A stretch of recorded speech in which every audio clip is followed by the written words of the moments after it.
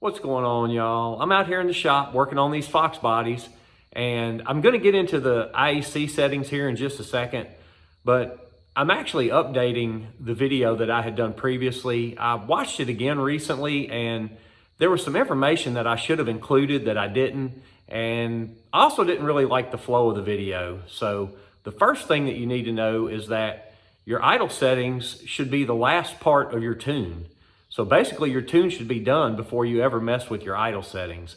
And the reason for that is because if you change your fueling, it's going to affect your idle.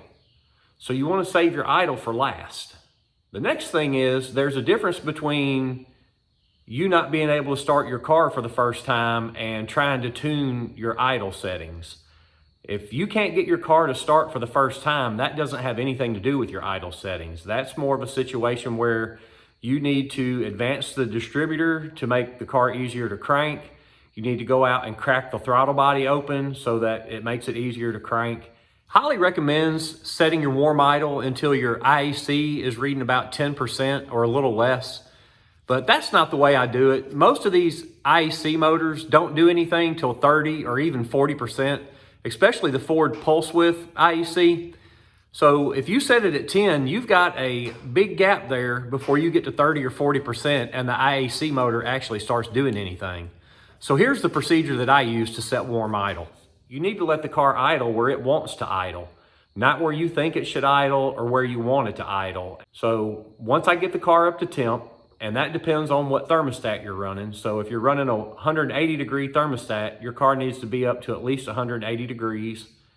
160 degree thermostat, it needs to be up to 160 degree, and etc., etc. So once the car is up to temp, I go out under the hood and I unplug the idle air control motor. Then I start backing the RPMs down. So say it's idling at 1,000, and I just did that so I could get it up and running and get it tuned. So I start cranking it down and I bring the RPMs down until it kind of starts stumbling and it's not idling that great. And technically I could plug the idle air control motor in right there and it would take over. But I have found that if you add just a little bit of RPM back in to where it smooths out, it's a lot easier to tune. The last thing, you can run either idle air control motor. I see a lot of debate about this. I've tuned both. They both work fine. As a matter of fact, the white turbo car has the Ford Pulse Width IAC, and the gray convertible with the Kenny Bell, it has the LS stepper style. They both crank fine, idle fine, run and drive fine. The main thing is you have to make sure that they're wired correctly, pinned correctly, and set up in the Holley correctly. So if you've got all that done, you're ready to start with your idle settings. And right here, I'm gonna show you how you can check your IAC through the Holley to make sure that it's working. But guys, I've ran on long enough as usual, so let me shut up and let's get into this tuning. This is how I verify that the IEC motor is working. So you have your laptop connected, you can see I'm online, and then you go to the idle tab, which is the tachometer looking icon, and then you go to idle speed, which is the top bar of the idle tab, and that brings up all your commanded idles at various temperatures. Then I bring the car up to temp. This car has a 160 degree thermostat, and you can see I'm at about 168, so I'm up to temp. I've already set my idle manually at the throttle body, and this car likes to idle about 800. That's why my warm numbers down here are 800. And what I do is I highlight 3 or 4 cells across here that encompass where my warm temperature is. And then I raise that number to 2,000 RPM. And what that does is that is going to make the IAC go to right at 100%, because it's really going to be trying to open up to get you to 2,000 RPM. So what you're going to see at that point is your RPMs are going to rise, hopefully to 2,000, and you're going to hear the engine rev up. So that will verify that your IEC is working. So let me crank the car and show you exactly how this works.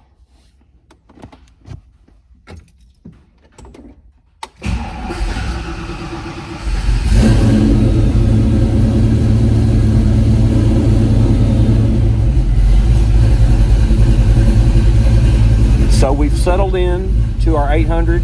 RPM, what we're commanding. And now I'm going to go up here and I'm going to change a few cells across the board here. And we're going to input 2,000. And now this idle should change. Here we go. And it's doing exactly what it should. It's not getting quite to 2,000. It's about 1,800, but that's fine. That verifies that your IEC is working.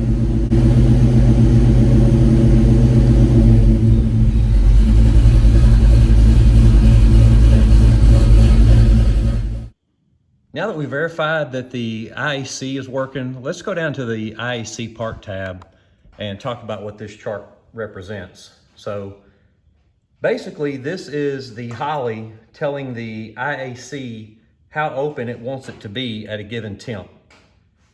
And a good way to think of that is like having your foot on the throttle. So when your coolant temp is real cold, you'll need more throttle to get the car to start. So say it's at 40, it's going to be commanding 98% open. That would be almost like wide open throttle. And up here, we're actually up to temp, and it's only commanding around 42%. You can tell that by the ball or the highlighted area.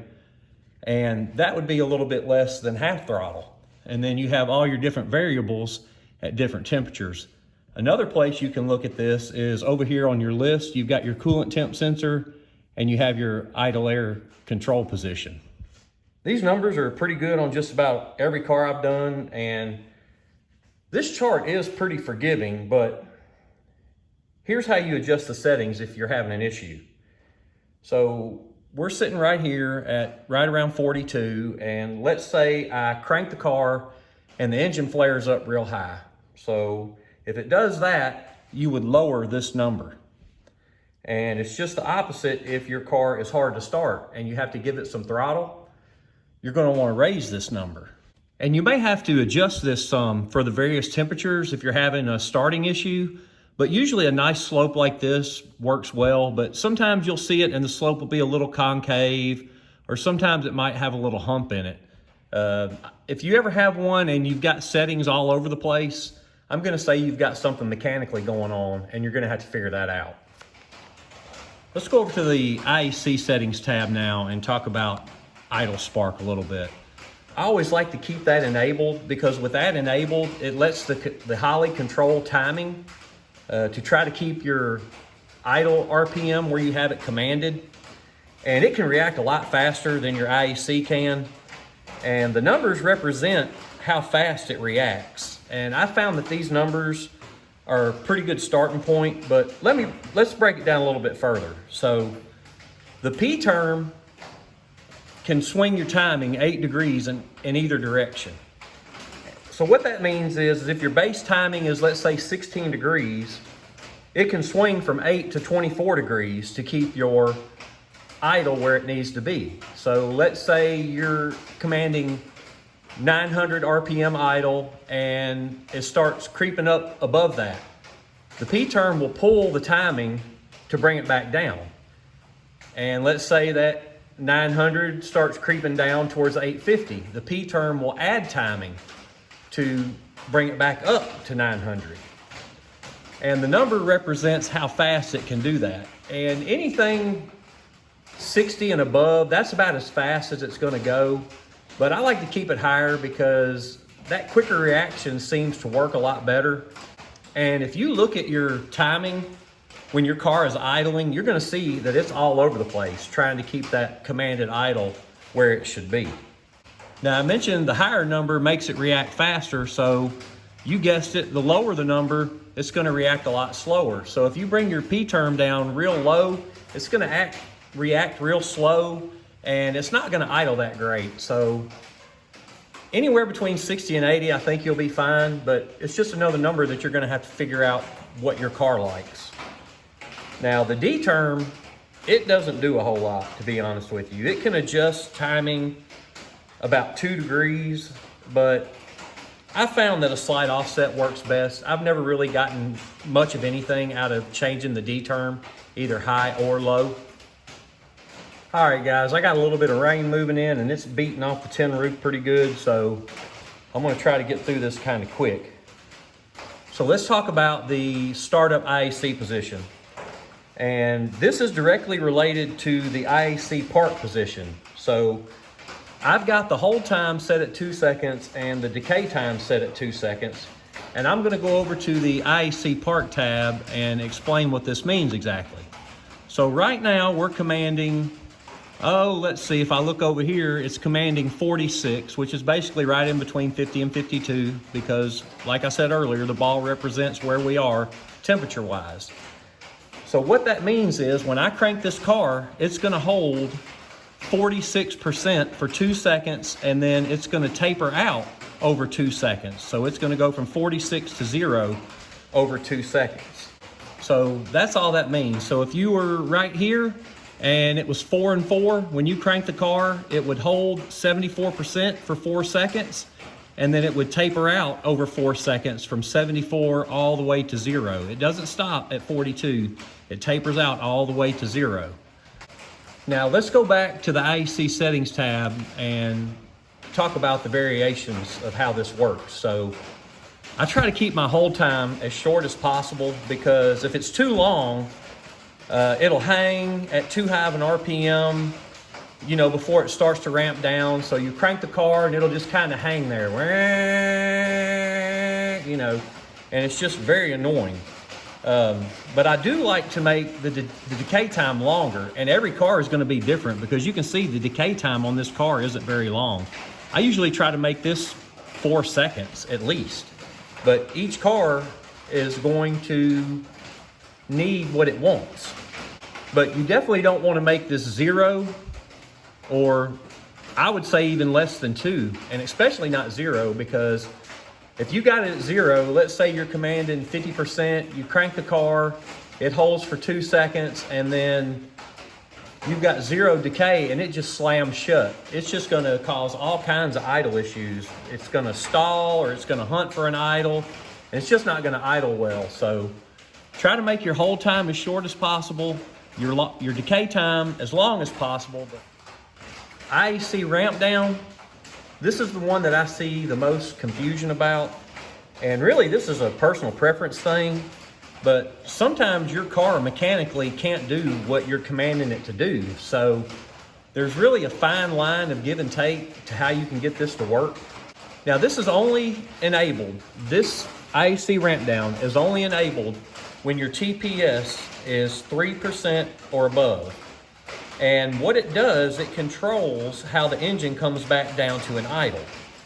So what that means is that anytime your TPS is 3% or above, your IAC motor is going to open to whatever percent you have at the hold position. And this one is at 35. So if my TPS was above 3%, it's gonna go to 35 and hold there. And it's gonna stay there until you hit 2% or lower. And then when you hit 2% or less, that's when your ramp decay time kicks in. And what it's gonna do is it's gonna ramp down from 35 to 0 over 2.5 seconds. Now, that's only half the equation. The other half is the right side of this chart over here, where you see RPM above idle to start ramp.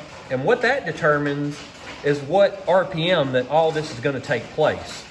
So if your target idle is 900 and you have your RPM idle to start ramp at 1,000, you're gonna add those together. So at 1900 is when all of this is gonna start happening, once your TPS goes below 3%.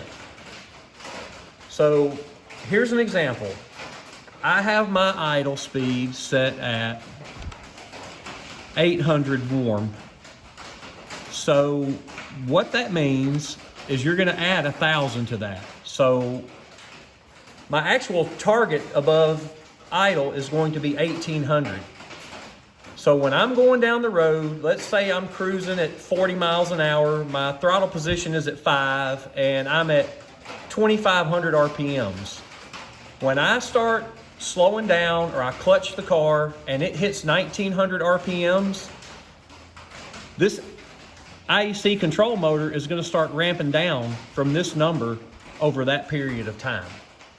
between 30 and 40 is usually a good number for that, because like I was talking about earlier, most of these IAC motors don't do anything before 30 or 40%. And the other thing I want to mention is that if you set your ramp decay time too long, it's going to give you like a cruise control effect where you clutch the car or something and it just holds the RPM. So if it does that, you're going to want to bring your ramp decay time down. The technical way to figure out what your IAC hold position is would be to go over here to your idle speed and have your car up to temp, and then whatever you want that number to be. Let's say you want it to start ramp down at 1500. You would change all these to 1500 with the car running, and then you would look at your IAC position and see what it's commanding to get to that 1500. Let's say it's 60%.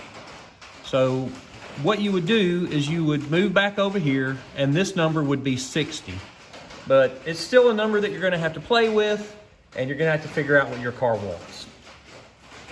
The last thing in the IAC ramp down is the RPM above idle to re-enable idle control. And here's an example. This is really the easiest way I can explain it. So your target idle is 800 and you've got this set to 50. What that means is that when you reach 850 RPMs, that the Holley is gonna go back into its normal idle control. And this number is only adjustable from 0 to 300. And I know I've said it over and over, guys, but you're just gonna have to find out what your car likes. But I'm just gonna go through these tabs rather quickly at this point and explain them and give you an idea of maybe how to set them up. So the first tab, the idle speed, you want to have your car idling with the IAC unplugged up to temp to whatever it wants to idle at. And this car has a 160-degree thermostat in it, and it likes to idle at 800 with the IAC unplugged. So that's why all of my warm tips are 800. Now down here, I'm never gonna see 40 below or 20 below or probably even 0, because I'm not gonna run my car when it's that cold. And remember guys, this is coolant temp, not air temp. So actually I could drop these numbers down probably to 1300. What's really important is your operating range. So if you're gonna be driving your car when it's super cold like this and you think your coolant's gonna get that low, take that into account. But what I would probably end up doing is moving this to about 1300 from 40 degrees down, and then just letting it slope this way. And what this is representing is what your Holley is trying to make your car idle at a given temp. IAC settings. I always enable the idle spark because these control your timing to help your Holley reach your target idle speed. The P term is the one you really need to be concerned with. Anything above 60, it's gonna react just as fast and it can do an 8-degree swing. D term, I always just offset it a little bit. The IAC control, I didn't even talk about that. You just have to have this set to whatever motor you have. So this one has the forward pulse width, and you would have to set it varying to what IAC motor you have. IAC ramp down, anything 3% or above, it's gonna go to 35% at your hold position or whatever number you have inputted here. And when it goes below 3%, it's gonna taper out over this amount of seconds. Now, none of this is gonna happen until it reaches your RPM above idle to start ramp. And you always add this number to your target idle. So in my case, it would be 1800. So none of this would happen until I'm at least 1800 RPMs or above and less than 3% throttle. And the last one, the RPM above idle, this number is when your Holley goes back to normal idle control. So with mine having an 800 RPM commanded idle, it does that at 850 RPMs. Startup IAC position. This is where it is directly related to your IAC part. So right now I'm at 50. If I have my hold time at 4 seconds, when I crank the car, it's gonna hold 50% for 4 seconds. And then if I have a 4-second decay, it's gonna decay down to 0 over 4 seconds.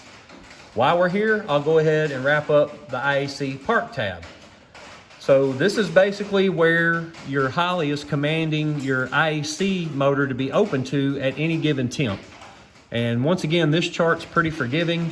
Most of these IEC motors don't do anything till about 30 or 40%. If you had a stepper style or Festiva style, you might want to lower these numbers down maybe to in the 30 range. But once again, guys, as I've said over and over, every car is going to be its own individual animal, so to speak.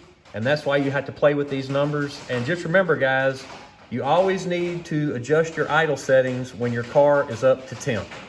I hope I'm able to help somebody understand the idle settings on the Holley Terminator X, and hopefully you can get your Foxbody idling like you want it to. With some of the tips and stuff that I threw out there, maybe if you're having a specific situation, that'll help you. I sure hope so, guys. But next video, or maybe not the next video, but at some point I am going to do a first start video on a Holley Terminator X, because I would say what I covered today is probably the #1 issue that I see, and startup is probably the #2 issue. But look for that video in the future. But guys, as you can see, I'm busy, so I'm out.